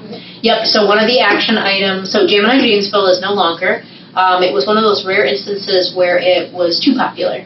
And It served its purpose. it served its purpose, and it was an amazing community event, but the purpose of it was to elevate the businesses. And the businesses were actually being impacted by it negatively, either because of the road closure or because they were having to spend so much money and staff time and deals and presenters. So you could argue that someone should just still offer a summer festival in Muskego because people want it, but should it be the chamber? The chamber's job is to provide benefits to the businesses. And quite honestly, Dandelion Days attendance has dwindled so drastically that maybe it's Well, it's interesting. lived its. And maybe that has. Jammin' kept increasing every year. But, you know, it's just... I it's thought just the last one timing. was the best. Maybe if they did it when they do Jammin' instead of in August when Yeah. people are on vacation On before One school is the starts. kickoff to summer and the other is the end of summer. Yeah. People want to celebrate the beginning. We They're do... not celebrating the end. We do recognize for our patron base, though, that it was fun to have a summer kickoff. So we are going to be planning some type of thing just in our parking lot. Maybe we won't catch people who are more unaware of the library who might have just been walking through, but we'll do something to have a summer kickoff to the summer reading. So, That'll be nice. yeah. But we're going to work on planning that as soon as we can. Okay. How do you see your library needs changing in the next 5 years? So people just listed this. These ideas, I won't go over them in detail.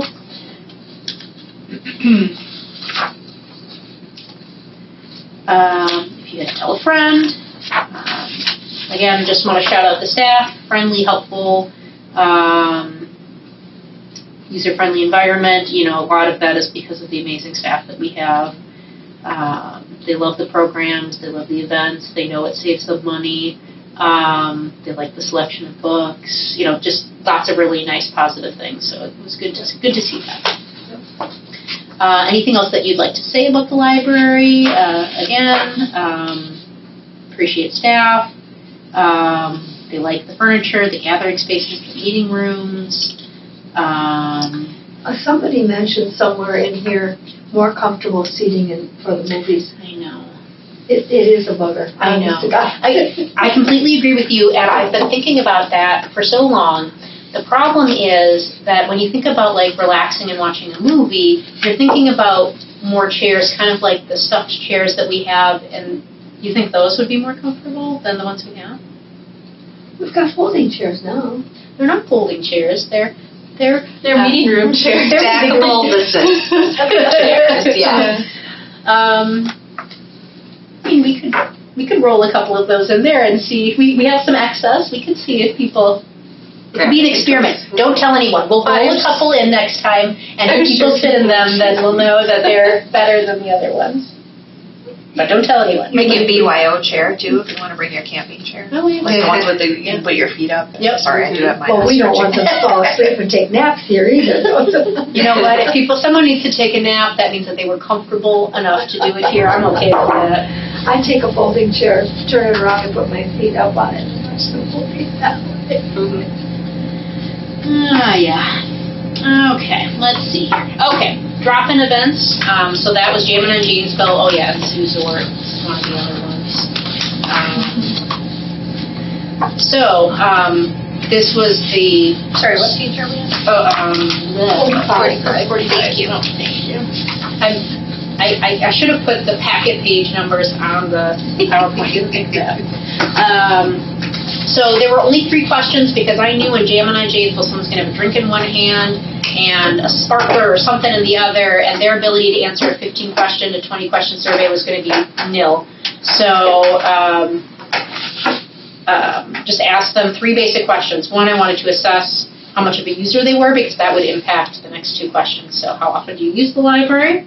So you can see we got a variety.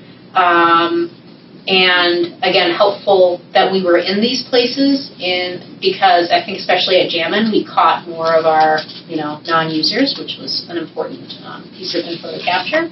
Second question was, how would you want to get information about the library? How can we find you? How can we reach you? So this was the information that they provided, and again, you can see spread across the board. And then the third question was, what would bring you to the library more? How can we get you in? And it was mainly programming and materials. And again, of course, what's interesting and sometimes a little heartbreaking is you see it and you go, oh, but we do that. We do that. So again, it's how can we bring that awareness? We're executing the product. We're doing a good product, in my opinion. So now, how do we get the marketing details to people? And the drive-through pickup, I can't see how that would be possible without a road all the way around the back of the building. Yeah, I'm sure it could be possible for a large sum of money, but I do not think we are there. Okay, so that was our drop-in surveys. The website usability study, 4 testers that did a site workflow study with me where I asked each of them 12 questions and then I timed how long it took them to answer it. Were they able to find it? Were they making any assumptions? Things like that. Did an error detection analysis, which basically means I went through the entire website and found errors. And then an analytics review, which I haven't done yet because I haven't had time. But that will basically be looking at the website analytics and see where are people most often using our website. So I had varied ages, 2 younger folks, 1 middle-aged and 1 senior. All of them had no knowledge of the library website. And I thought that was important because if you figured it out, no matter how weird our website is, you eventually learned how to get to X, Y, and Z. So it had to be people with no knowledge of the library website. And the goal was to test the ease of navigability and the time needed, the click count, how varied that info is, and then the assumptions that they made. And so these were the 6 top results that I got from it. What is instinct is all e-resources catalog searchable? Those words just didn't make sense to me. The second on the right, the middle one. E-resources, you should have had a dash in there. Does that help? No, but those words just don't is my brain not? It's like I used AI to come up with I was like, wait, am I not? What is this saying? instinct. Okay, hold on a second. Instinct is all e-resources catalog search. Okay, I get it now. Yeah, that does not read well. Okay. People's instinct. You can tell I was trying to fit it into the column. People's instinct is that all e-resources that we have are catalog searchable. And really, you can find the Libby books, but Hoopla stuff doesn't show up in the catalog. Canopy stuff does not show up in the catalog. Because you have to use those apps. You have to use those apps. And so people's instinct is that they can just go to the catalog to find all of that, and so they're not finding it. Sure. So Put a colon after is. It helps. I mean, I think it's better to just make people feel like they're slowly going crazy. It was very interesting. Testers did not scroll past the top 1/3 of the site, and we know that if you bury things in clicks, but like there's a lot of stuff under there, like other ways to see stuff. We only have a certain amount of space, but it was interesting to see that. Databases, people just didn't really know where to find them. The city search at the top of the page, they thought it was a library search box. They go in there and they go out of the library sphere into a very confusing world. The Tell Me About It section was very commonly used. That's something that Sam has really enhanced, I think, over the years. You put a lot more like instructions and answers to that area than before, and so they often went there to try to find their answers. And then the word catalog is just not a word used. In fact, I felt very old because I was talking to a middle school student, one of the ones that was doing it, and I'm like, she's like, what is this word? I'm like, okay. I said, what do you use in the school? She's like, we don't use that. I was like, okay, it's fine, it's fine. So I don't know what a good catch-all word is aside from search maybe or something. Something to think about, but Okay, error detection, reviewed all 14 sections of the website. There were 18 errors, dead links, or pieces of outdated information. And again, the analytics review is pending, so I'll look at that. And I think all of that will be helpful if we are pursuing a new website. And by we, again, mean the city, which means we tag along with that. It's a good time to sort of take this information and try to think about how we want our new website to look. Okay. 6:30, Nancy's got to go soon. So process recommendations. I'm recommending we make this next plan a 5-year plan, not a 4-year plan. It maximizes the use of the data we've gathered, right? We have enough data to make a 5-year plan. It's a less burden on staff running the process. It did take quite a bit of time, so if there's enough data to execute ideas over 5 years, we should do it over 5 years. It also makes the plan achievable for staff executing the action items. Whoops. As you can see, now I know 2020 took a bit of a turn for us, and so a lot of those were deferred. But as you can see over the 4 years of the plan, this is the percentage of items that we had to defer into the next year just because we didn't have time to complete it. And I want to emphasize that those are items fully deferred. It does not include items that were in progress that carried over into the next year because we just didn't quite finish them. And I know that statistic, like those percentages look bad and like we weren't doing anything, but we very much were. It's just I tried to cram a 5-year plan into 4 years last time, and I promised myself I wouldn't do that to us again. And so I do recommend, based on those percentage deferral rates, a 5-year plan. I also think it's important to keep 3 staff members involved in the data collection, especially if we're going to keep collecting that amount of data. Sam and Jane were incredibly important to reviewing the data with me because they were helpful to do gut checks on does this stuff make sense before we then approach staff. And just so you know, we very much, it was looking at the data, then it was management team looking at the data with me, then we passed it down to the staff who'd be responsible in those areas. What do you guys think of it? Give me feedback. So these action items, if staff are responsible for it, they have seen it before it came to you. It's not like a big gift present that we're going to reveal to them. But anyway, so Sam, I really appreciate your time. I appreciate Jane's time. Michelle was a data wizard. She did a lot of the statistics and this PowerPoint and the what do you call it? This is a pie chart. This is what I'm trying to do right now. Yeah. So all of them were incredibly important to this process. When we do it again, we need to have that framework set by November 2027 so that when we start the process in 2028, we're ready to go. It seemed like a good idea to start like the heavy strategic planning, like the survey and the visual boards during the summer because our foot traffic for programs and stuff. But it was very hectic to try to blurt out to people, you need to sign up for the summer reading program. And also, I need you to take the strategic planning survey. And also, there's a it was a lot to dump on people.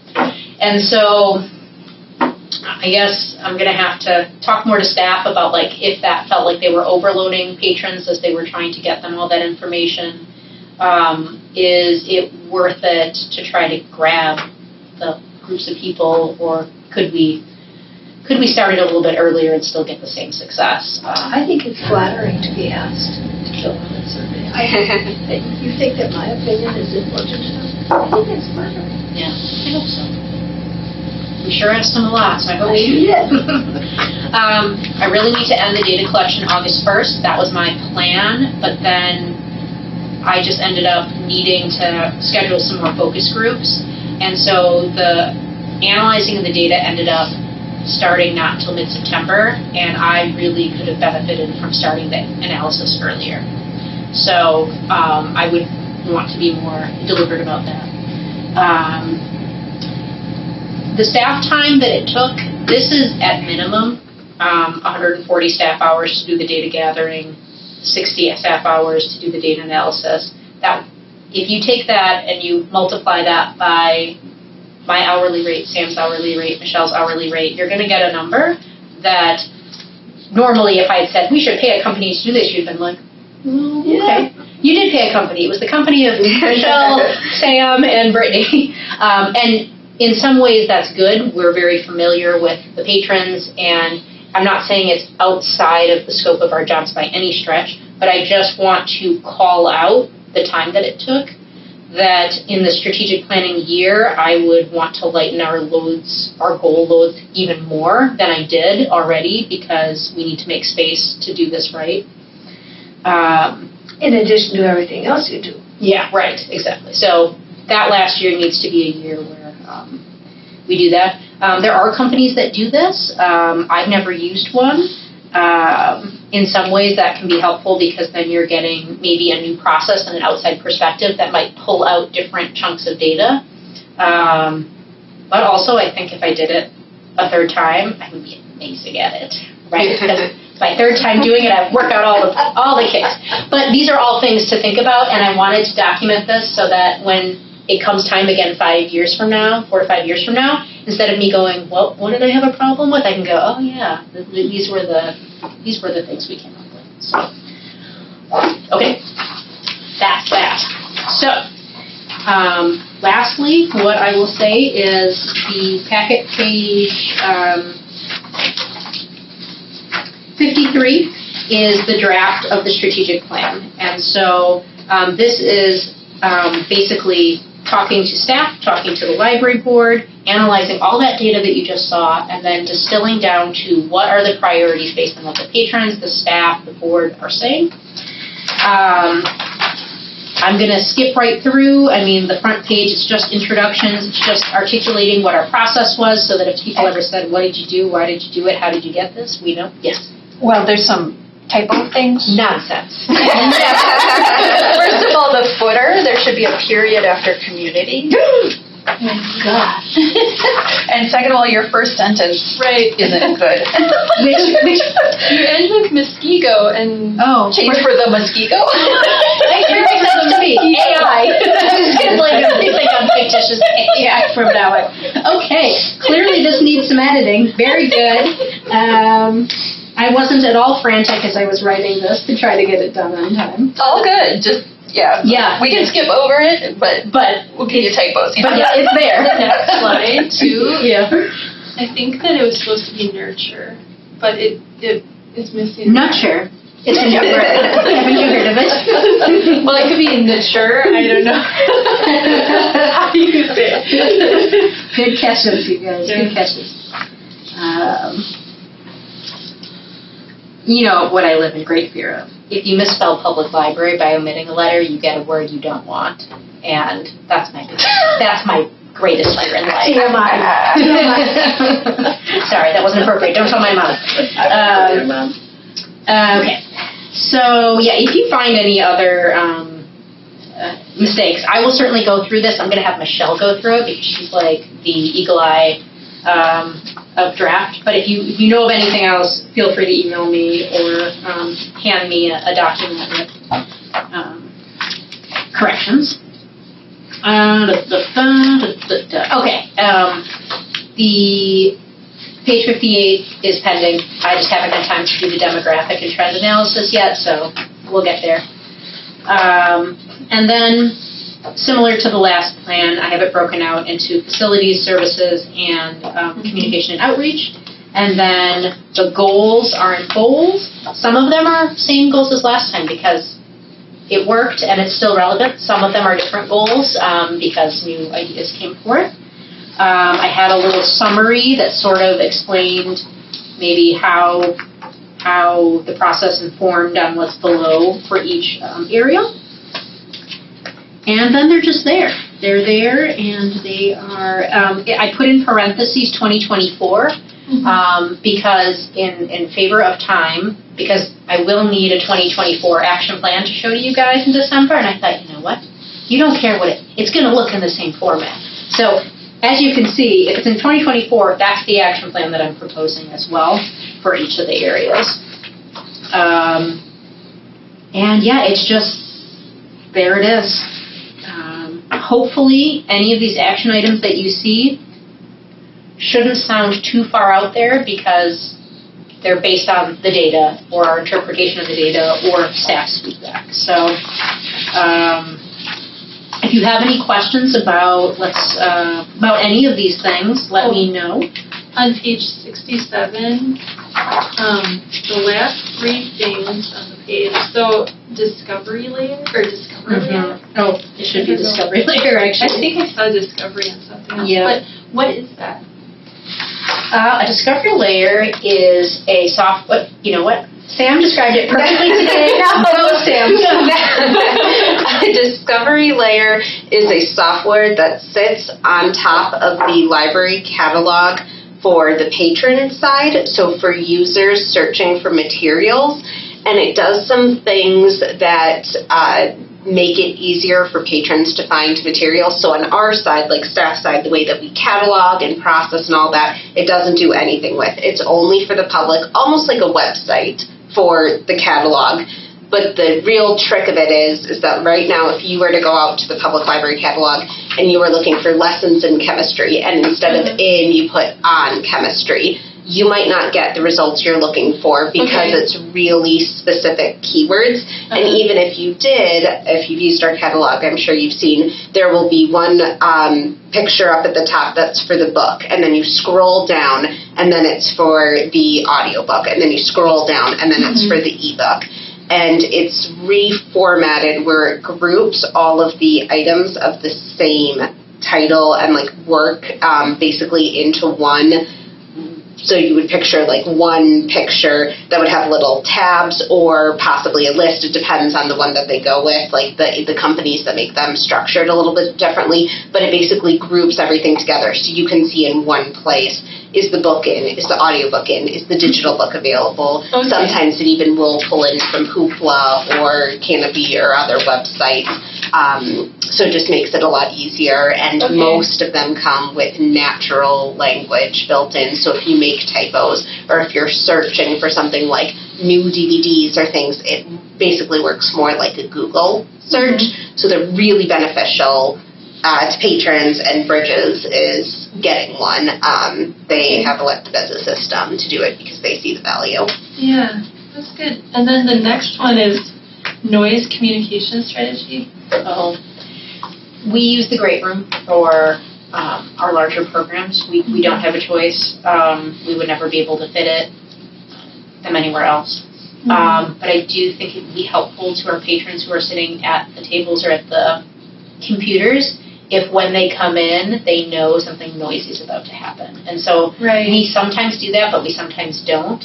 and I just want to be more consistent with having that signage up and ready to go. Right. I have found that it's very hard to be mad at the joy of children if you know in advance it's happening, but if you've already sat down at the computer, opened up all your work, and you're in the middle of a process and then have to move, that joy decreases exponentially. So, Right. just wanted to be more intentional, have a process for Yeah, that in place. that is a good idea. And then the last one is media unlocking. So our DVDs are locked. They're going to continue to be locked. We're going to have a new self-check that will help unlock it. And one, I think there's going to be some training that's going to be needed for patrons on that new method. And two, there's nothing more devastating to a patron than they go home and they haven't unlocked their DVD because they went through the self-check. And then, yeah, it's like twice. It's awful. It's awful, right? You're so close and yet so far. And so we want to figure out how we can continue to help patrons. Yeah, that sounds good. Yeah, especially Saturday night. Now you can't watch it until Monday. We actually had a staff member recommend bolting one of those unlockers to the outside of the building, so that if someone Just that scenario, Saturday night, you don't want to wait till, I mean, they Yeah. could come and just, you could run over So- and unlock it. it's something to consider. On page 60, 1, 2, 3, 4 things up. You said 60? Yeah, sorry. Space assessment to evaluate addition of new spaces of value to patrons. Yeah. Can that be more specific? What spaces of value? You don't like my evasiveness? My vagueness? No, so, yes, I can do that. Basically, some of the feedback, the sensory space, the maker space, there were a couple of, a mother's room for patrons who may need to nurse or pump. Those were just some, things that were in the stuff, and so I was like, you know what? One space assessment, as we're thinking about all of those needs, you can walk through as you're walking the building and taking measurements, consult all of those different things. But I can put examples there so it doesn't sound so much That would like be helpful, just with parentheses, because I was like, we've talked about so many things. What And is that I like? used the word space, was it 3 times in one sentence? Yep. Yeah, that's pretty cool. Good thing my English major. Okay, wait a minute, where was that again? That was Page 64 up. And then, kind of in the middle, it says determine viability of display cases in the lobby. Don't we already have the display case? yes. So what are we evaluating? We are evaluating whether, so there's a display case to the left that just has a big blown up brochure. We've been talking about could that be a good donor recognition area. Been talking with the friends about that. People who donate larger sums of money, we don't really have a good area right now to do that. Okay. And then right now we have a display case where some community groups can reserve, except it doesn't get used that often. And so the question is, should we just be advertising that more? Is there a better use for it? Things like that. So just wanted to evaluate that. This just sounds like viability of display cases, like we're looking at adding them. So maybe we could be more specific to this statement. Because I was like, we want to buy and install new display cases. Why? Determine use. Yes. Yeah. Okay. Yep. Yeah, that's good. Don't mean to be too picky. I just Nope. We don't want more display too cases. big is that's how I read that. So. No.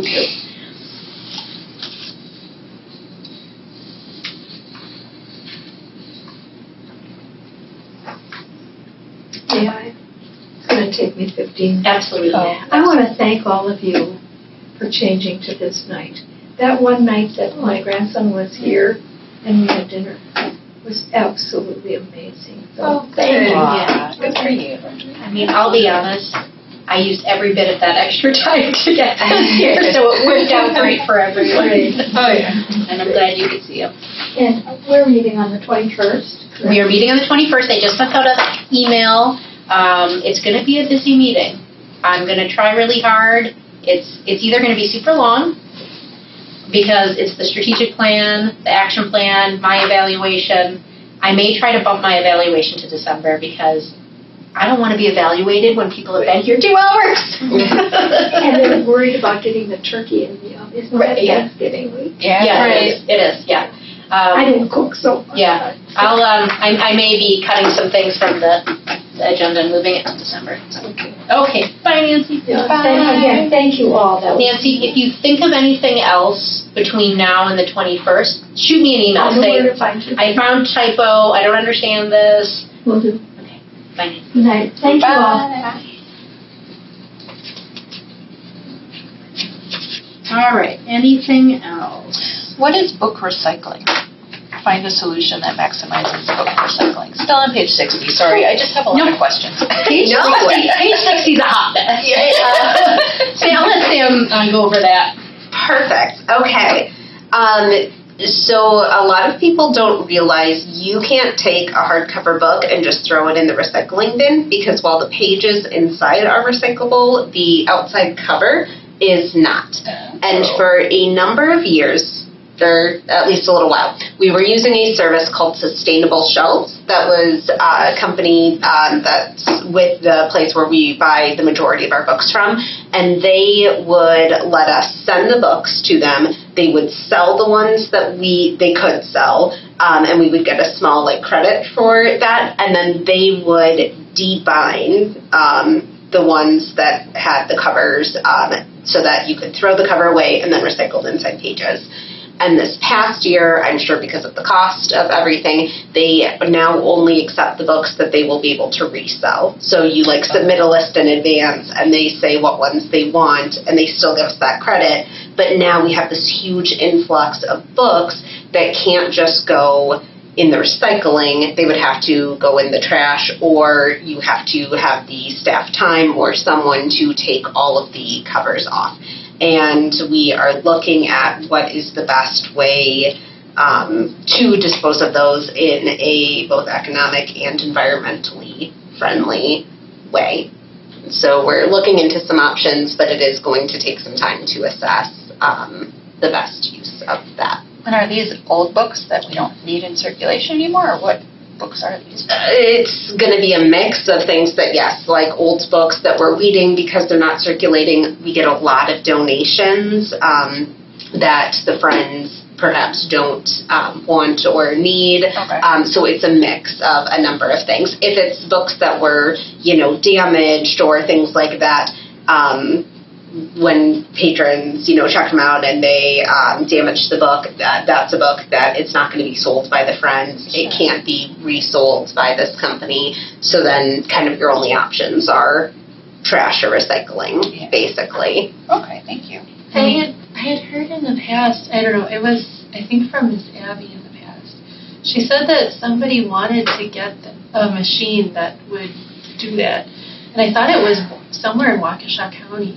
Yeah. But I mean, that was a while ago. It's called a book guillotine, and what it does is it just chops off the spine, and so then the covers fall apart and the pages are there. It's a very expensive machine. Mm-hmm. The system had thought about looking into one at one point, but the logistics of that, they're not going to let us send our hundreds and hundreds of books to them to do it, right? They're not going to do that. So even if they bought one, it's a big machine. How does it get to us? It's not even something I'd feel comfortable having a volunteer do, because it's a blade, and it's not like a normal paper cutter blade. It's like a blade. I watched a video, so we can't even have volunteers do it. Right. So we definitely looked into that. We've looked into a book recycling service that we could put stuff in a bin. Obviously, we do try to donate it where we can, but by the time it's no longer fit for our collection, or by the time it's been donated and the friends don't feel like they can sell it or can't sell it, these books are not the greatest what's left. And if Sustainable Shelves won't take it and the friends can't sell it and it's not fit for our collection anymore, what we're left with is something that probably is ready for recycling. So we just would love to be able to find a solution. And again, there is a book recycling service. It costs money. And then we have to figure out how big of a tote. There is the book guillotine, but again, having staff do that's certainly a time thing. And it's, I think it was like, what, $2,000 for the machine or something? It was not a cheap machine. Yeah. So, yeah. Eagle Scout project. Eagle Scout. Yeah. They can build one with the 3D computer in McWanago's library. But they could safety a team. Yes, they would be able to use It scout has a fingers. long stick and you push it and then. Yeah. Yeah. That's a good question. Mm-hmm.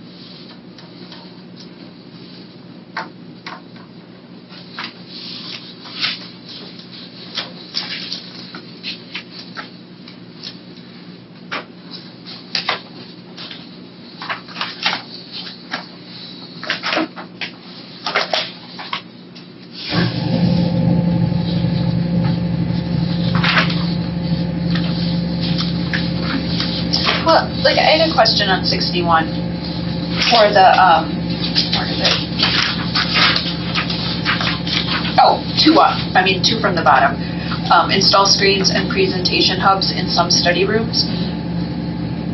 Don't we need to, like, assess that first?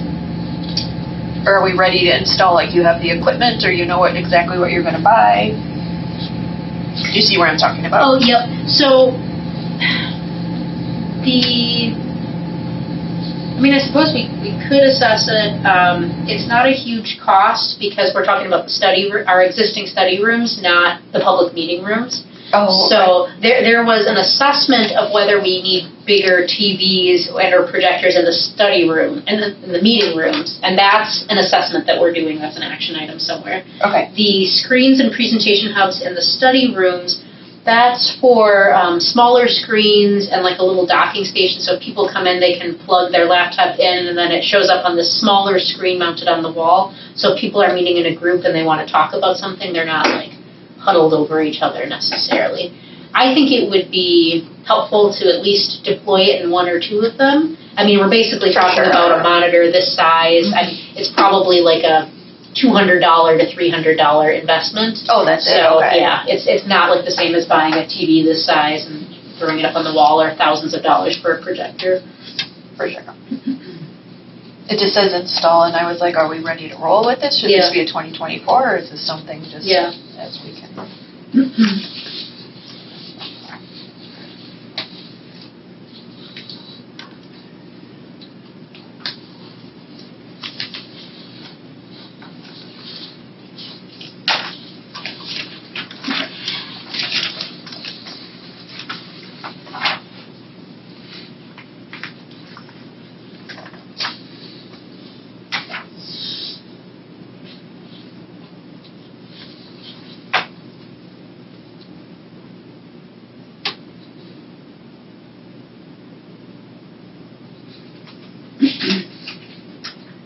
On page 68, it is 1, 2, 3, 4, 5, 6, 7 up from the bottom. It has reading log feature. Is that for on your personal library card?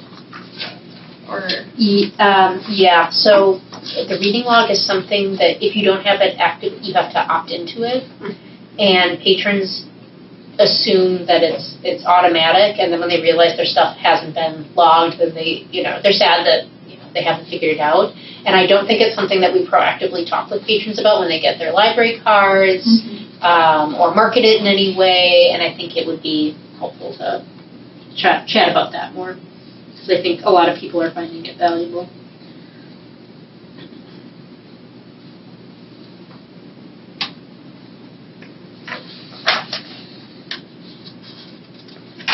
While you're looking this over, there's a question that I want you to consider before we end the meeting. So the board is going to see this draft with whatever changes I make based on your feedback tonight. Obviously, that means you guys get a second and then third chance ultimately in December when you vote to approve it to give more feedback. So don't feel like this is the last time that you're able to, give feedback. Of course, I'm a big believer in not redoing the work we did in committee in the full board meeting. That's why we have committees. Otherwise, I could have saved you guys an evening and just, done this all on November 21st. I don't want the full board to feel disconnected from the process, and yet because of what I just said, and also based on time, I can't afford to give them that same PowerPoint presentation spiel. Right. So my plan, and I kind of want, like, pretend you're not on the strategic planning committee for a second. You didn't get this inside look at it. And of course, the full board, if they were really curious, they could have picked up this packet at any point. It's online, they have access to it. My thought was to try to narrow down all of these slides to like 5 or 6 slides and just give them a snapshot of some really like key pieces of information, and then also just let them know that we analyzed a 50 deck slide and went over, and then what came out of all that data is the action items here. Does that seem a reasonable I think so. way to, okay. And that way, if there's a question about something, you can access it if you need to just say, okay, let's look at that. Okay. But, yeah, I think if everyone tried to just look at all of this, plus other things that we need to talk about, it would just be too much. Okay, perfect. I will do that. And then my plan is to really give them the same opportunity. Do you have any questions about these action items? I'm going to try to set a time limit, kind of like I did at a previous meeting. We're going to talk about this for 20 minutes, right? 20, and then any additional questions, keep looking at it, any additional questions send to me off meeting. The mayor does that a lot, where he tries to really encourage people to give him questions in between meetings so that they can, be sort of more decisive in their meetings. So I'm hoping to do that as well to try to make. Yeah, maybe when you send out the email, give them a link to this if they, just to say if you want to look at all the information, it's there, but they don't have to be. What do you think, Michelle? Do you think the board would want a link to the full PowerPoint? Some of them would, so we probably should. I can think of one. I don't want to hide anything, but again, I don't want to rehash the same. I mean, you look at this, we've spent 2 hours in this. This is hard work that you guys have done. I don't, I want to. I think you should send a link and just say we will not be going through this slide by side, but for your information. Right, if you have questions about more information about what is included. Yeah. Okay. So. Otherwise, you might have many questions that arise just because they wanted to see something that wasn't in there. Right. So, okay. So I'm going to condense it down to about 5 slides. I will send the link to this entire packet and say we're not going to be going through this slide by slide. The Strategic Planning Committee met for 2 hours to really go over it. But, if you have any questions before the meeting, feel free to reach out to me about any of this. So I will do that. I was going to say it was really nice having it in color. Oh, yeah, I know. I was like, it's going to be so much more money, but without the color, the distinction between some of the paragraphs would have been impossible. So, okay. I don't know if you will end up doing color for the other meeting or if you'll be able to do it a different way that it would work. But if it was black and white, I don't think you could see the distinction very well. Well, it's good to know that it was worth the ink. I'm not trying to end this, but is there anything else that you guys wanted to chat about related to these action items?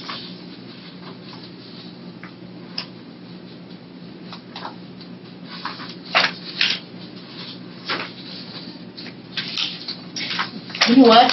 What I may do based on, as we're talking about this, I may put little letters next to each of these so that instead of you guys having to say, bullet, instead of, if you throw it up from the bottom, I'll add letters or arrows or whatever to that. Very good idea.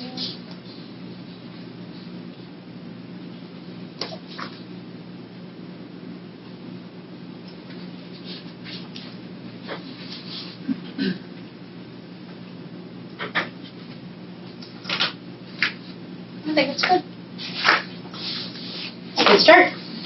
Thank you for your feedback. This has been very, very helpful as always. So, we don't need to approve this officially as a committee, do we? Or anything? Nah, it's just a discussion. We're just talking here, so. So then we're at communications. Miscellaneous business is authorized by law. Good. Can I get a motion to adjourn? I move to adjourn. I'll second. You got to. All in favor? Aye. All against? All abstaining? Well, I guess Nancy technically abstains, right?